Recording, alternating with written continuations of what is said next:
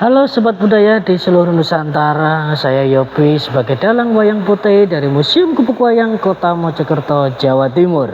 Sobat Budaya, di pertemuan kali ini saya akan memperkenalkan penokohan dari wayang putih, seorang panglima yang gagah, yang setia mengabdi kepada rajanya adalah Panglima Utikyong.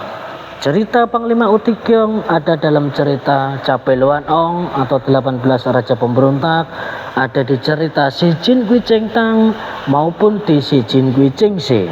Nah, Sobat Budaya, di dalam pewayangan wayang putih, Panglima Utikyong digambarkan mempunyai wajah yang hitam karena dia mempunyai tenaga yang sangat kuat, bersenjatakan tombak dan memakai baju panglima serba hitam.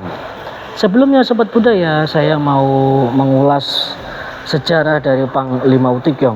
Sebelum Panglima Utikyong mendapat kedudukan pangkat, Panglima Utikyong adalah seorang pandai besi yang mempunyai kegiatan membuat senjata-senjata yang untuk diperjualbelikan di pasar.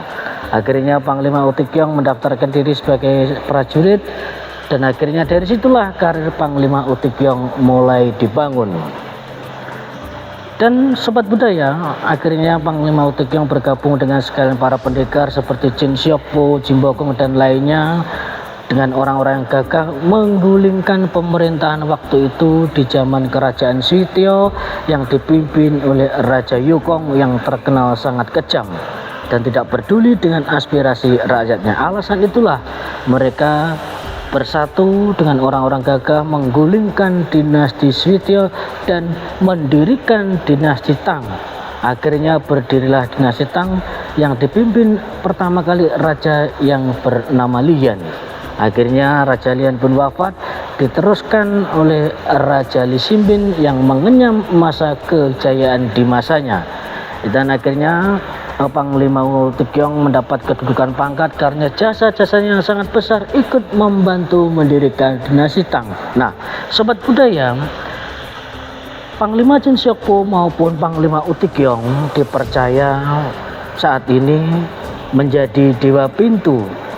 Bahkan gambar maupun lukisan Panglima Jin Xiokpo dan Panglima Utikyong saat sekarang tetap dipakai di depan pintu ke tempat ibadah seperti kelenteng-kelenteng maupun rumah-rumah yang berada di negeri Tiongkok.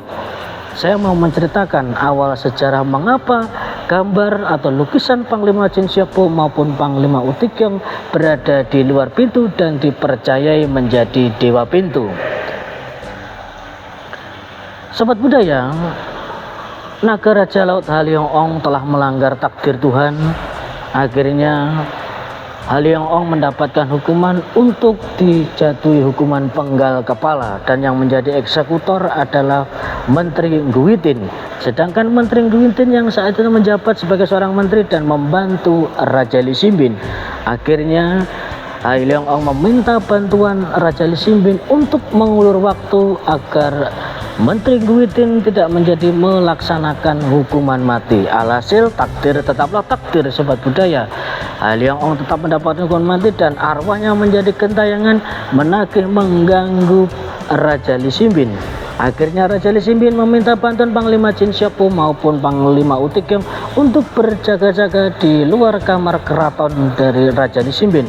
Setelah Panglima Jin Xiokpo dan Panglima Utikyong menjaga di luar pintu, akhirnya arwah maupun roh Haliong Ong naga Raja Laut sama sekali tidak berani mengganggu Raja Li Ximbin. Itulah mengapa Sobat Budaya, Panglima Jin Xiokpo maupun Panglima Utikyong dipercaya menjadi dewa pintu sampai sekarang. Demikianlah tadi ringkasan cerita Panglima Utikyong.